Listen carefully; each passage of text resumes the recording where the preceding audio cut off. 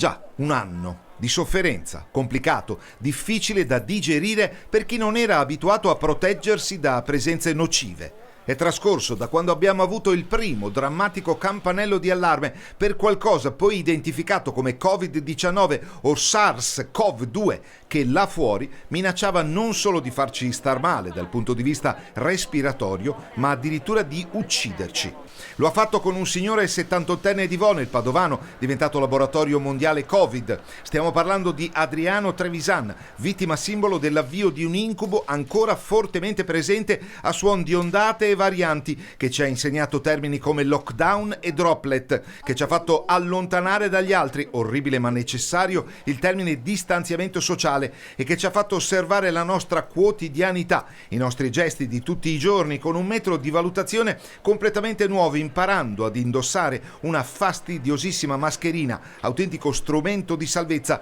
e lavandoci le mani ad un ritmo che neppure il più coerente degli ossessivi compulsivi potrebbe solo lontanamente concepire. Abbiamo imparato che i colori fanno la differenza nella nostra vita e che la parola socialità, già poco contemplata a dire il vero nel vocabolario pre-Covid, per il momento non si sa quanto lungo dobbiamo ampiamente scordarcela, tenendo alla larga amici, conoscenti e persino congiunti, specie se di una certa età. Controlli, coprifuoco, attenzione alle regole, il mondo libero, con tutte le implicazioni che il termine comporta nel terzo millennio, si è trovato a fare i conti con restrizioni che hanno trasformato le città in deserti, scuole, teatri, cinema e locali chiusi, questi ultimi aperti fino alle 18 o aperti fino alle 22 solo per asporto o accessibili solo per consumazioni all'esterno dei locali, ed una situazione economica che ha visto due settori cruciali come commercio e turismo sacrificati sull'altare di un piccolo maledetto virus capace di sterminare famiglie e lasciare impronte indelebili a fronte di una risposta sanitaria maturata soltanto dopo mesi di disperate battaglie, con ricerca e scienza